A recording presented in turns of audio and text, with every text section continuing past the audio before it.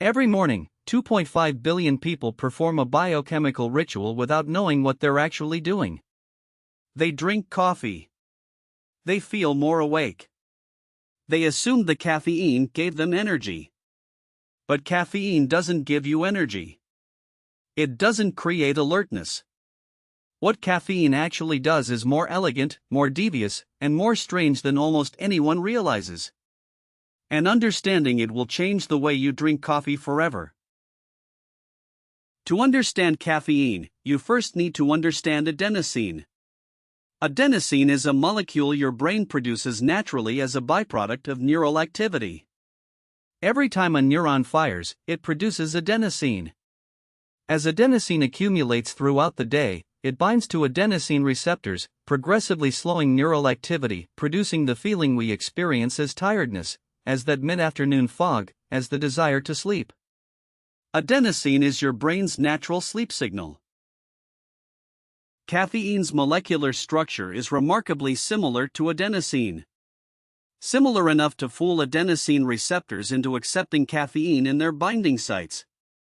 When caffeine enters your bloodstream and crosses the blood-brain barrier, which it does within 30 to 45 minutes of ingestion, it competitively binds to adenosine receptors, blocking adenosine from attaching. Caffeine doesn't produce energy. It blocks the signal that tells you you're tired. This distinction matters enormously. You are not actually less tired when you drink coffee. The adenosine that accumulated during the day is still there, it's just temporarily prevented from delivering its message. When caffeine's effects wear off, all that accumulated adenosine floods back to its receptors simultaneously. This is the coffee crash, not an energy deficit, but a sudden rebound of all the tiredness signals that were blocked. Here's where it gets stranger.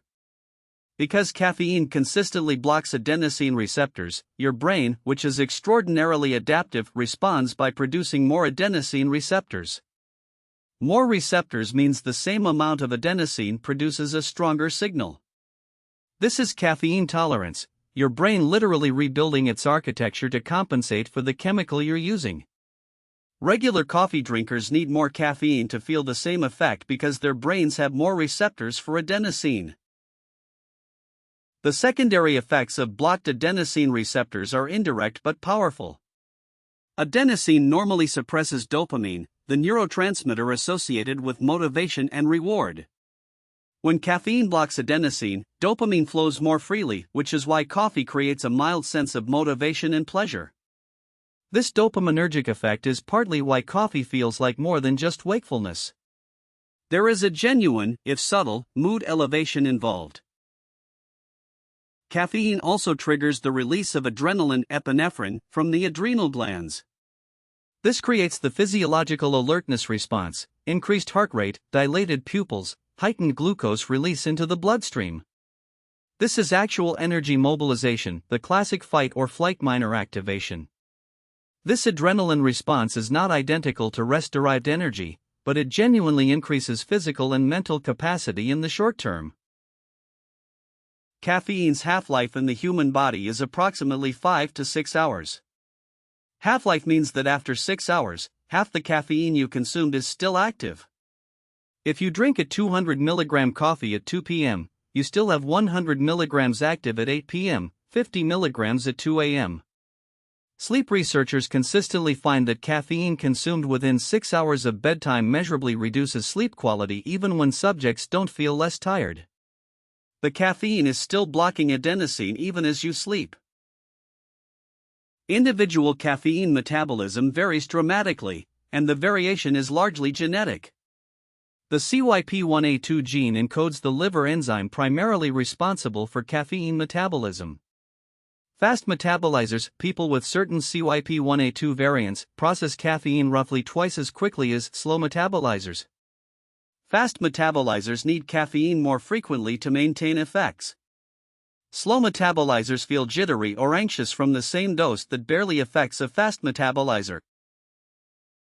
Pregnancy slows caffeine metabolism dramatically by up to 300% in the third trimester.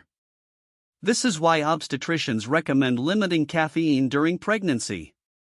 The slow metabolism means caffeine stays active much longer, and caffeine crosses the placenta freely. The fetal liver cannot metabolize caffeine at all, so any caffeine the pregnant person consumes accumulates in the fetal system. The adenosine system explains why strategic caffeine timing matters so much. Adenosine levels are lowest immediately upon waking. You've spent 7 to 8 hours sleeping, which clears accumulated adenosine.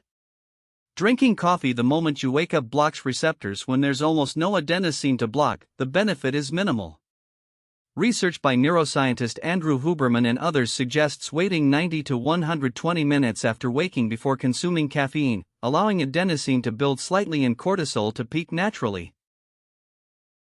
Cortisol, the primary waking hormone, peaks naturally 30 to 60 minutes after waking. This natural cortisol peak provides real alertness and energy. Drinking coffee during this cortisol peak is redundant and actually increases tolerance development faster because you're stimulating alertness systems that are already activated. Waiting for cortisol to drop, then using caffeine, creates a longer-lasting alertness effect without extra tolerance building. Caffeine enhances athletic performance measurably and significantly. A comprehensive 2019 meta-analysis in the British Journal of Sports Medicine found that caffeine improved endurance performance by an average of 2.2%, strength by about 1.7%, and power output by 3.1%. These are meaningful improvements in competitive contexts, enough that World Anti-Doping Agency monitoring caffeine levels in elite athletes. It's a genuine performance enhancer. Caffeine and memory have a complex relationship. A 2014 Johns Hopkins study found that 200 milligrams of caffeine consumed after learning improved memory consolidation, the process of converting short-term to long-term memory, over a 24-hour period. Caffeine didn't help people learn faster, but it helped them remember what they'd learned. The mechanism appears to involve caffeine's effect on norepinephrine, which strengthens neural pathways during memory consolidation. Anxiety and caffeine have a well-documented dose-response relationship. Small doses, 50 to 100 milligrams, reduce anxiety through the dopamine pathway. Moderate doses, 200 milligrams, increase alertness with minimal anxiety effects for most people. High doses, 400 mg+, increase anxiety, particularly in people with existing anxiety disorders or genetic predispositions. The same amount of caffeine that helps one person focus creates clinical anxiety in another. Caffeine is technically addictive in the pharmacological sense. It creates tolerance, it creates physical dependence, and cessation produces withdrawal symptoms. Caffeine withdrawal, recognized as a clinical condition since 2013 in the DSM-5, produces headaches, fatigue, irritability, difficulty concentrating, and occasionally nausea within 12 to 24 hours of cessation. Symptoms typically peak at 20 to 51 hours and last 2 to 9 days. The headache from caffeine withdrawal has a specific mechanism. Caffeine constricts cerebral blood vessels. This is actually why caffeine relieves certain types of headaches and is an active ingredient in drugs like Excedrin.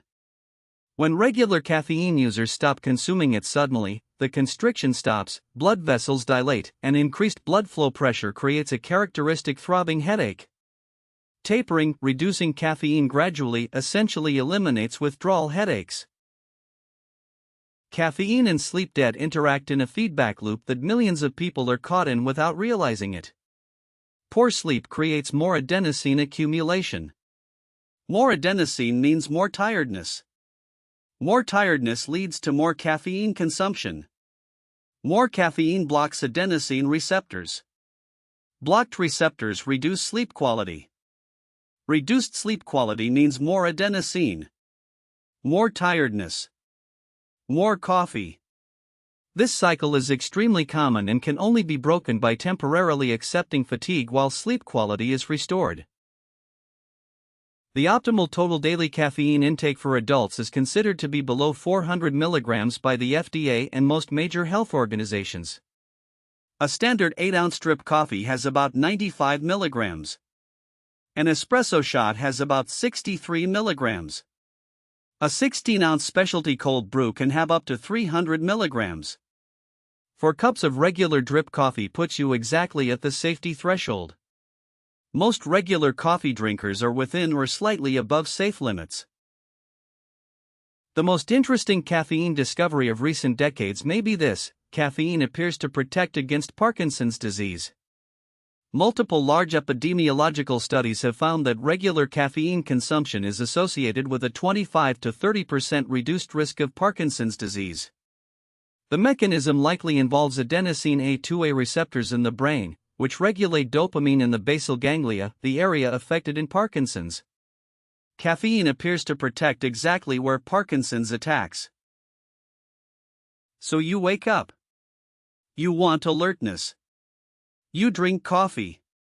Caffeine races to your brain, parks itself on adenosine receptors, dopamine flows a little freer, adrenaline nudges your heart rate, and for 4 to 6 hours you feel like the world is slightly more manageable. Then adenosine floods back and you feel the crash. You reach for another cup. Your brain builds more adenosine receptors. And the whole beautifully strange chemical negotiation starts again tomorrow. That's not a complaint. It's one of the most elegant biochemical relationships in human daily life. Coffee doesn't give you energy. It unblocks your own capacity by temporarily silencing your brain's request for rest. Used wisely, timed strategically, that's a genuinely useful tool.